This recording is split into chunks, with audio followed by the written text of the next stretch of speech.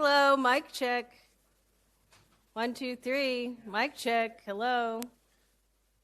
Hello. Mic check. Okay, mic check. Hello. 1, 2, 3. Good afternoon. Good morning.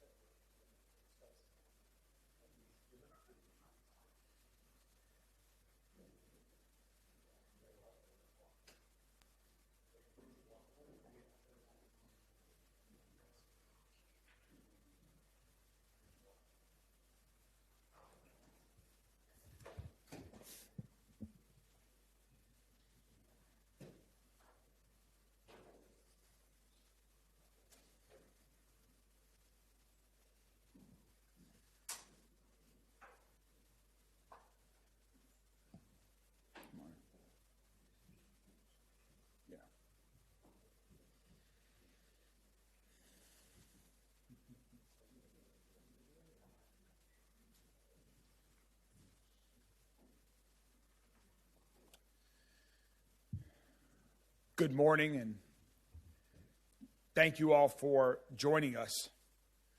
Thanks even larger to all of our local, state, and federal partners who are here with us today and who have been working since this explosion occurred yesterday afternoon.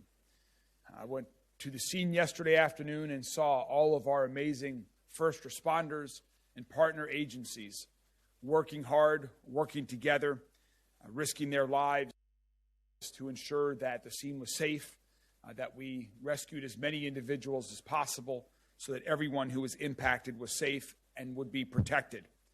And I have no doubt that many lives were saved because of the men and women in this room and their colleagues in their respective agencies. However, it saddens me to report that we received word late yesterday that there are 2 victims who have passed away as a result of this explosion. Before we get into more details on the incident, I'd like to pause for a moment of silence to honor the memories of these 2 victims. We hope that their memories may be a blessing.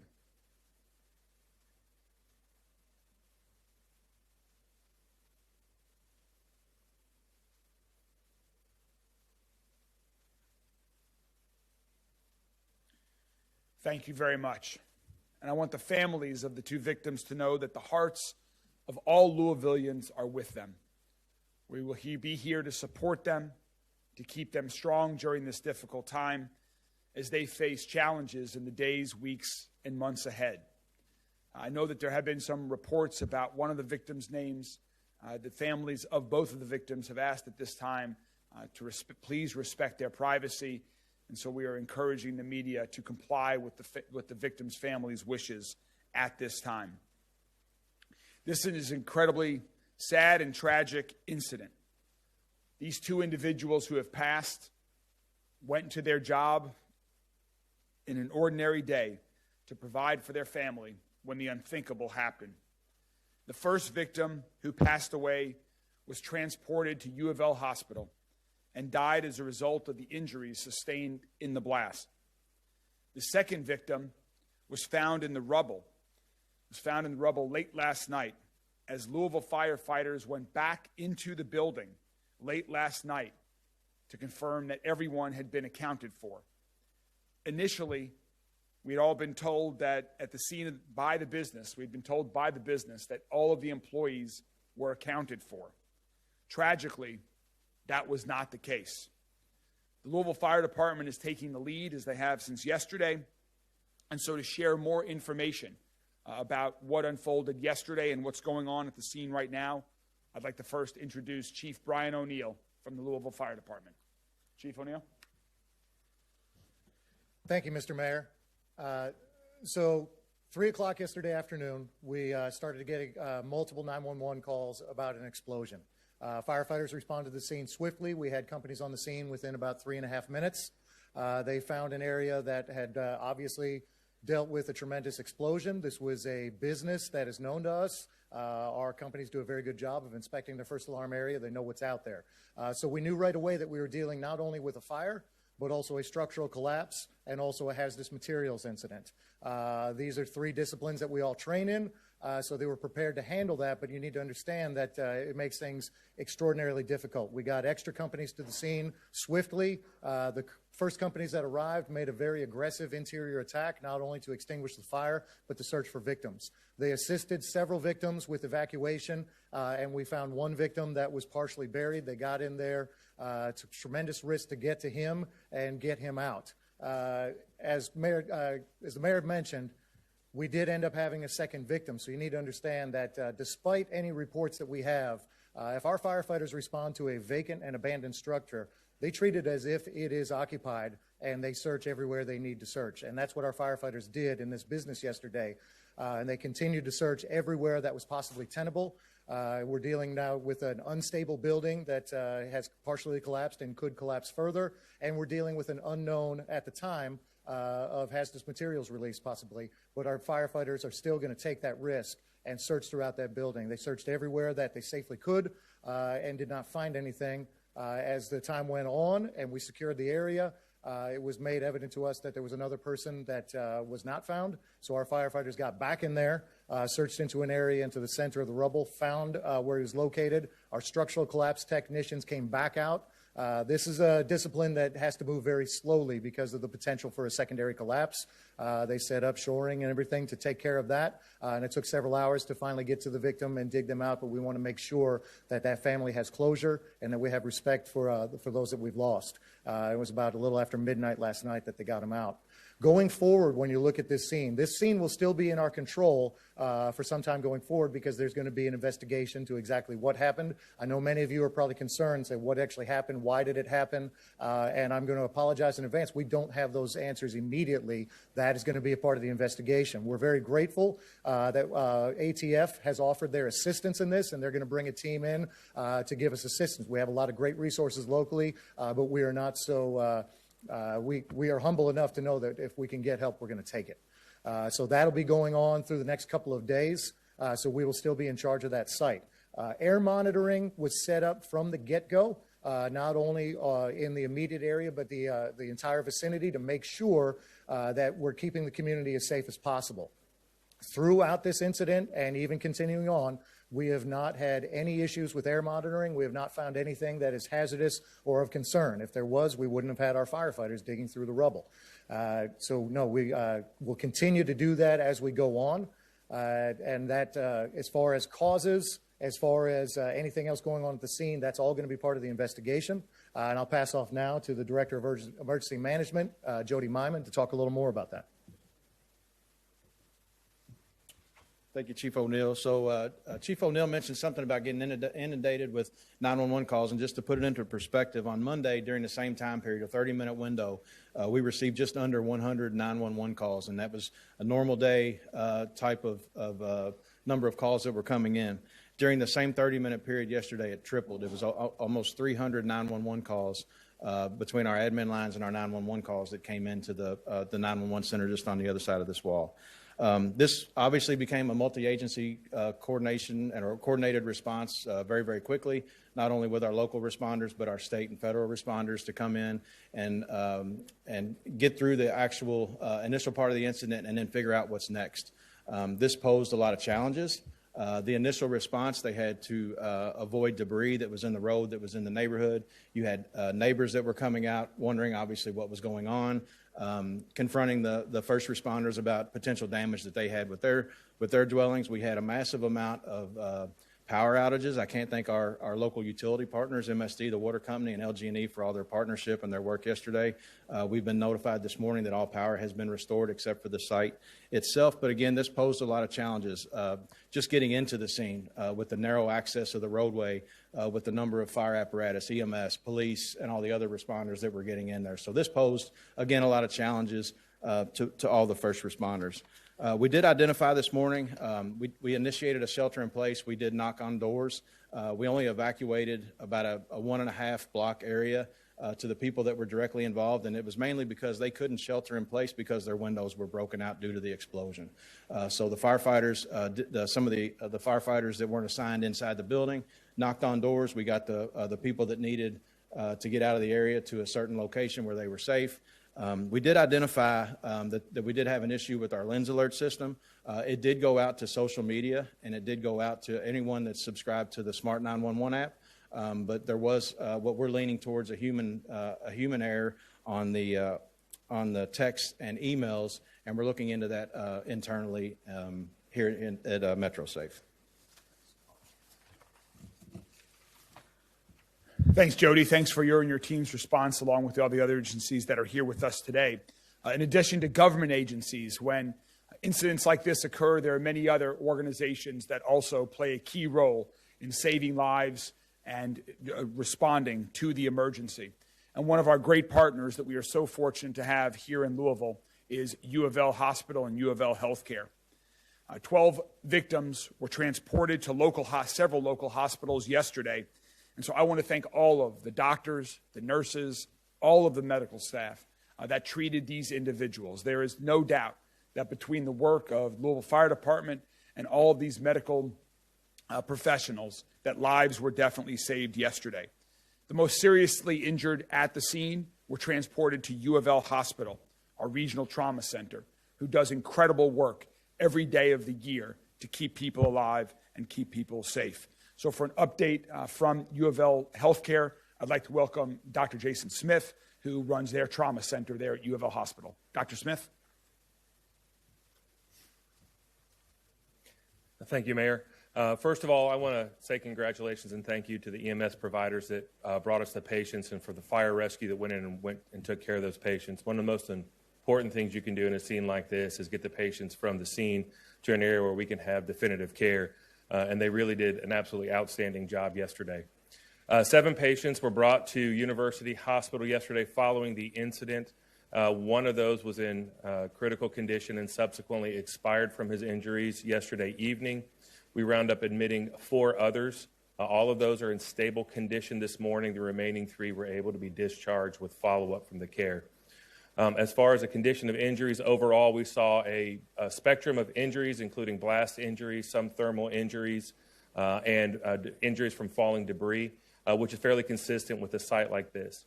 Additionally, we took additional steps for decontamination process, given the scene and the chemicals involved and the unknown nature of what was coming in.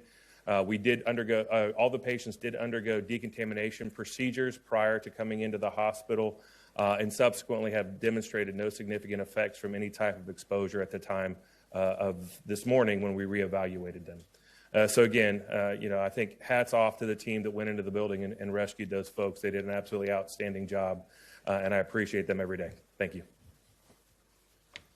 Thank you very much, Dr. Smith. This was certainly a big team effort in response to this explosion yesterday. We have our friends from the executive director of our state Homeland Security. Josh Keats is with us here today at the state level. They were working closely with all of our local agencies, and also there was federal agencies involved as well. One of those agencies is the Bureau of Alcohol, Tobacco, and Firearms. Their national response team is on the way today. However, yesterday, immediately in response to this explosion, local officials from the ATF were there as well. So I'd next like to introduce Special Agent in charge of the ATF, Sean Morrow, to share a little bit about their work yesterday and today. Well, good morning. My name is Sean Morrow. I'm the Special Agent in charge for the ATF's Louisville Division. Before I get started, I do want to echo the mayor's comments and extend our condolences to the families who lost their loved ones yesterday, and also to let the other victims know that we're praying for their speedy recovery as well. Yesterday, special agents and task force officers from our Louisville field offices responded to the incident in the Clifton neighborhood. ATF is the federal agency that's primarily responsible for administering and enforcing federal laws pertaining to explosives and arson. In carrying out those duties, ATF has gained extensive experience investigating large explosives and fire scenes. Our role in this incident is to support the Louisville Metro Fire Department and their lead investigators in the Arson Bureau, and to help determine the cause of yesterday's explosion. Metro Fire and Arson Bureau are the leads, and ATF is in a support role. We've deployed ATF's National Response Team to the scene, and they'll begin their work a little bit later today. The NRT has significant experience with these type of investigations. They are experts. They have some unique capabilities for these type of incidents. The teams are made up of ATF special agents, fire investigators, explosive specialists and bomb technicians, chemists, structural and electrical engineers, medics and canines, and also intel analysts. They have lots of tools at their disposal. They're very well equipped to handle a scene of this size. ATF's role is well defined. We're providing technical assistance to the city to help determine the exact cause of the incident, and we'll make sure that Louisville has all the tools they need to get the job done. Thank you, sir. Thank you so much, Mr. Morrow. We know that as a result of this explosion, many homes in the area were damaged.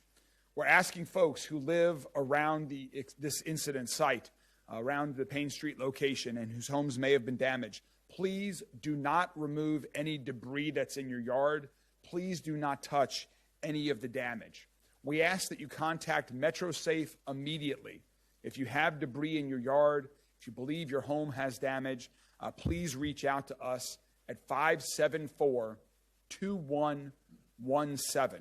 Again, please call MetroSafe at 574-2117. Getting a handle on all of the debris is going to be incredibly helpful to all of the investigators as they piece together what happened yesterday.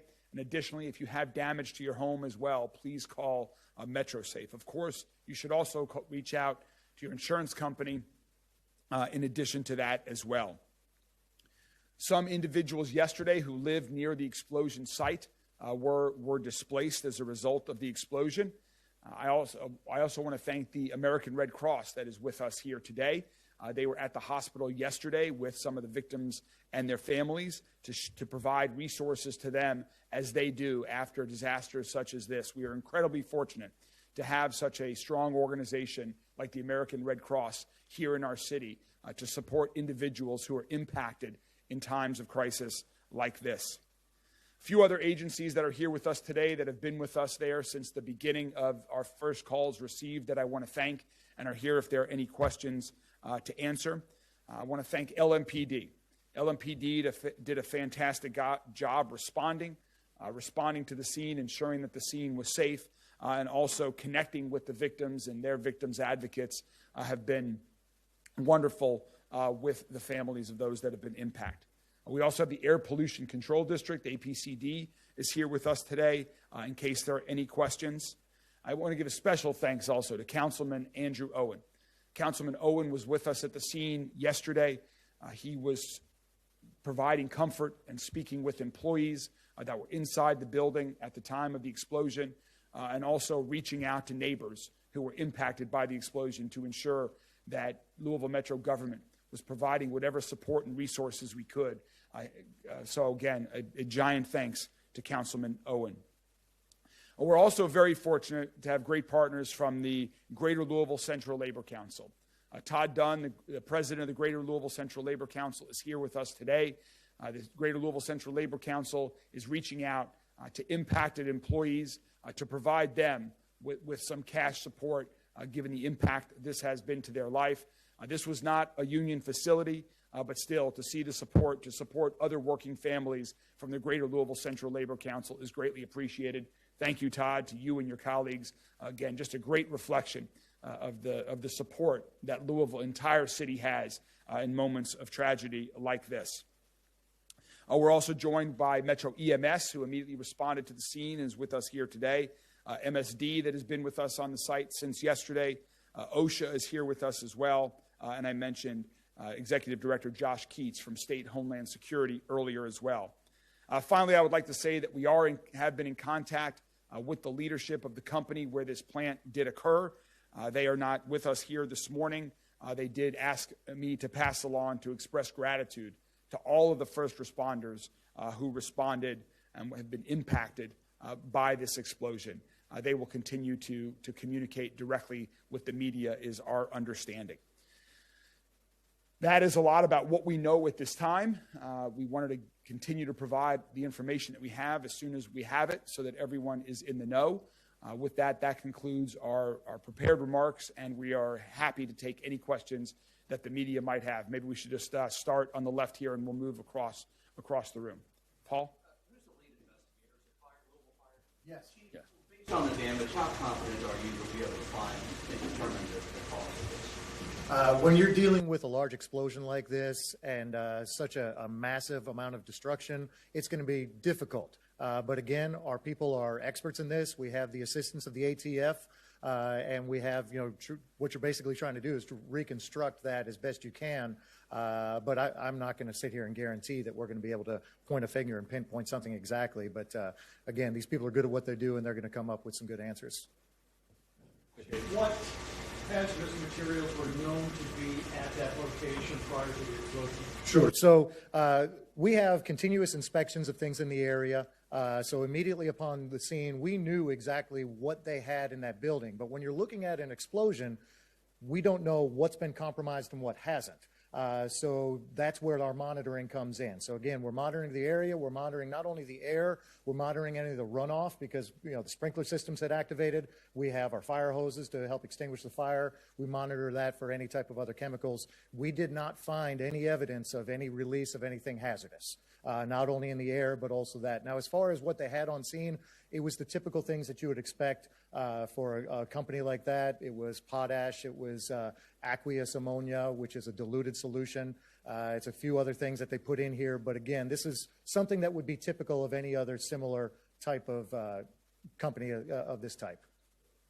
Why did you go back into the building around midnight? What new information did you have that made you want to go back? So again, we get there on the scene and we are going to immediately aggressively enter. We're going to search everywhere that we possibly can. Even after we're getting reports that everybody had been accounted for, we're going to double check everything that we can. At that point, every place that we could have safely searched had been checked.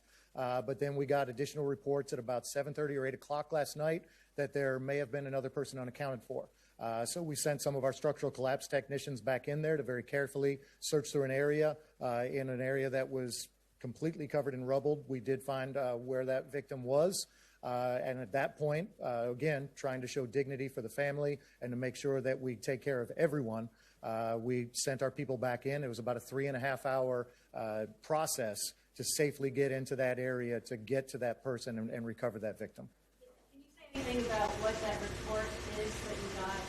Again, it's just dealing with the plant and with their personnel. And once they came back to us and said, because initially we had heard that everyone had been accounted for, but they said they had found somebody else that was not. Yes, sir. You say for a long time, people who have lived in that neighborhood, who have gone through this before, who are saying this plant should not be in a residential area.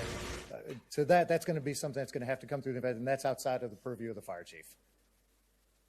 Can you also clarify the numbers? So you know 2 were dead. How many others are hurt altogether, if you exclude those who passed away? 9 others. 9 others. 2 dead, 9 hurt, correct? Yeah. Yeah. 12 transported, 2 victims were deceased. And also going back to your previous question, I want to make very clear, we hear those concerns of the neighbors loud and clear. We definitely, today is not the day to have those conversations with the company. We are focused on the victims, their family, finding out what happened, providing support to all of the victims' families. But we hear the concerns of the neighbors loud and clear, and that certainly will be something on our mind as we talk about the future. Yes.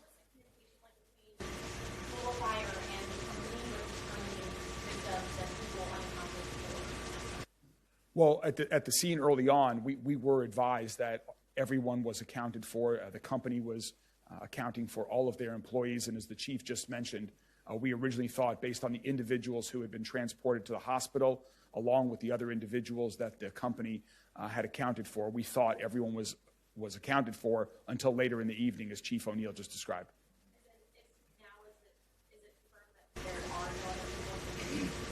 That is our understanding. You'll have to, the company is not here this morning. They were invited to this press conference. They are not here this morning. You'll have to ask the company that. All of our understanding is that everyone is accounted for at this time. Correct. They were found, as the Chief O'Neill said. Unfortunately, that victim was found in the rubble when they went back in last evening. Do you believe that victim died in the initial explosion? Again, I want to say something for our firefighters that had to go in there and the things that our people see day in and day out. There was a tremendous level of trauma to this victim, and it was completely untenable in the area that he was found. But again, to show the dignity to the family and to the victim, they still went in there to in a dangerous situation in the middle of this collapse to recover that victim. Do you know how many structures at homes and businesses are damaged by the explosion? So we don't have a count on that. Certainly, if people live in that area, we encourage them, get in touch with your insurance company to do investigations on that. The insurance experts are going to be able to assist with that process. I know the investigation is still ongoing, still in very early stages. Is there any reason to believe that this could be any type of suspicious activity? So as we mentioned earlier, ATF's deploying a national response team. Part of their response is to help Louisville Metro Fire determine the actual cause. But we have had an opportunity to speak with some of the plant employees that were there, witnesses in the neighborhood, and also there's, it's been broadcast, there's some surveillance video of the actual explosion. And so we don't have any reason to believe at this moment that there's any type of nefarious activity. But again, we want to make sure that we have a thorough investigation, and we'll find out what the actual cause was. After the last explosion 20 years ago to rebuild in a certain way, did that happen? And did this explosion happen in the old part of the building or the new part? So secondary to that 2003 event, that dealt with a solid anhydrous ammonia that is no longer on site.